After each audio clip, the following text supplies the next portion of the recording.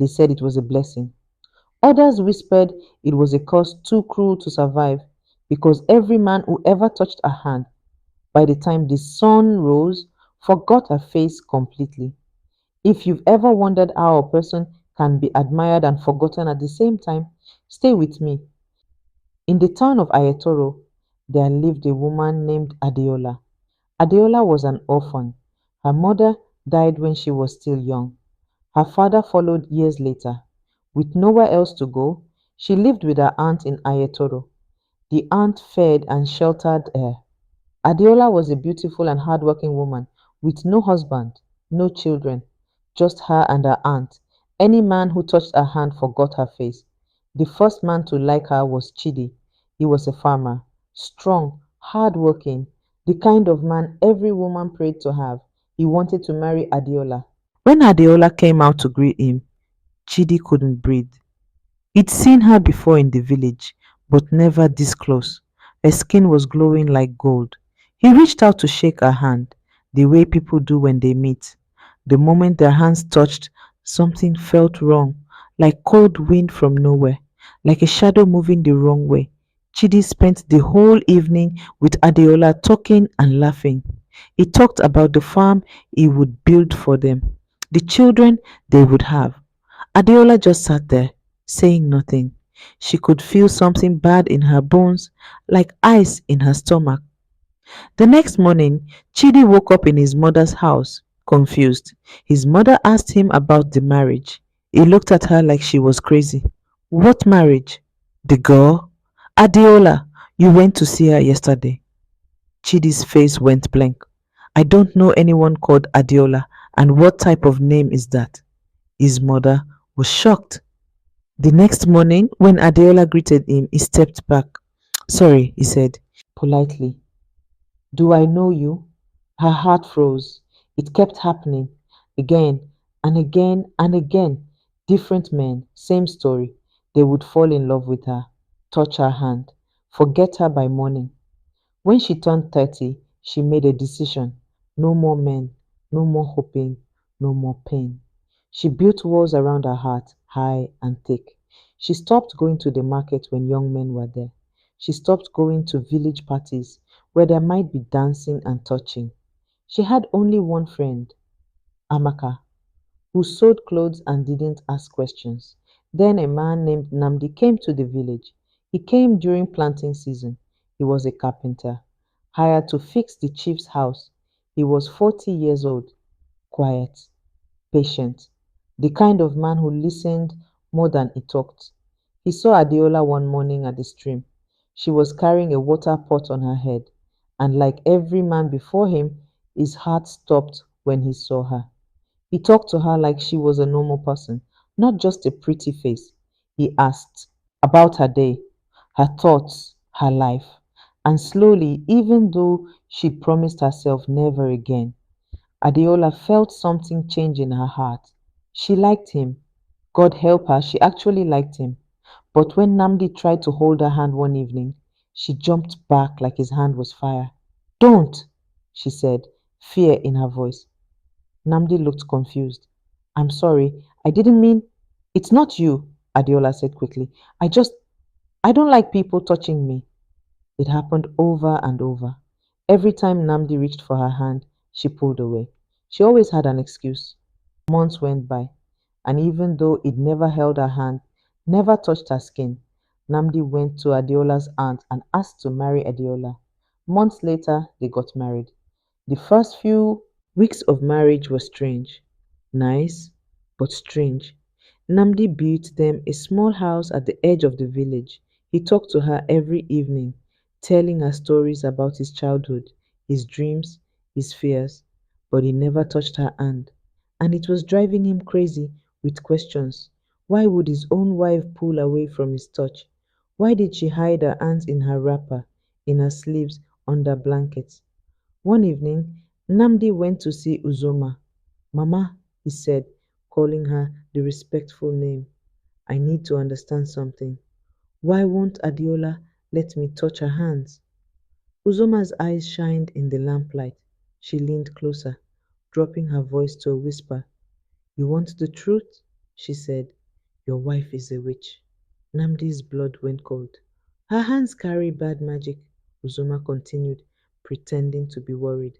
"Anyone who touches them falls under her spell. She's dangerous."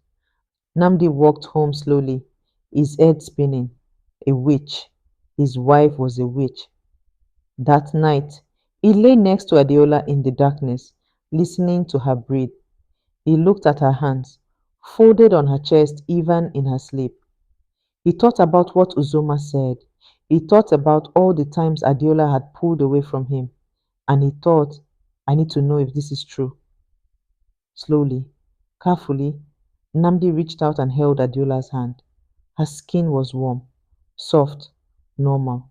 Then he fell asleep. Adeola woke up to sunlight and the sound of her husband screaming, "Who are you?" Namdi was pressed against the wall, his eyes wild like a scared animal. "What are you doing in my house?" Adeola's heart broke into a million pieces. "Namdi, it's me. It's Adeola. I'm your wife." "I don't have a wife," Namdi shouted. "I don't know you. Get out! Get out!" She tried to walk closer to him. He threw a stool at her. She tried to explain. He covered his ears. Adeola went back to her aunt Uzoma's house. Adeola stopped eating. For 3 days, she didn't eat any food, didn't drink any water. She locked herself in the room and prayed. She cried. She begged God to help her. "What did I do?" She cried into the empty room. "What did I do wrong? My parents are dead. I've never hurt anyone. Why is this happening to me? God, if you're real, if you can hear me, please take this curse away. Let me die if I can't be free. I can't live like this anymore. Whatever is making people forget me, whatever makes them hate me, remove it." That night, her aunt Uzoma couldn't sleep. A memory she'd buried for 35 years started coming back, clawing its way into her mind. Years ago, she envied Adeola's mother for getting the man she wanted to marry. Out of jealousy, she went to a herbalist. She killed Adeola's mother and tied Adeola's destiny to forgetting so no man would ever keep her. Uzoma had buried the charm under the doorway of her house, where Adeola walked every single day, and she'd watched her niece suffer for 30 years. But tonight, something broke inside Uzoma's chest. Uzoma got up from her bed. She lit a lamp with shaking hands. She went to the doorway and dug up the charm. It was old now, rotten and falling apart. Then she walked to Adeola's room. Adeola was lying on her mat, her face thin and empty, her eyes staring at nothing. She looked like someone who had already died, but her body didn't know it yet. "Adeola!" Uzoma's voice cracked. Adeola didn't move. "Adeola, I need to tell you something." Uzoma fell to her knees, the rotten charm in her hands.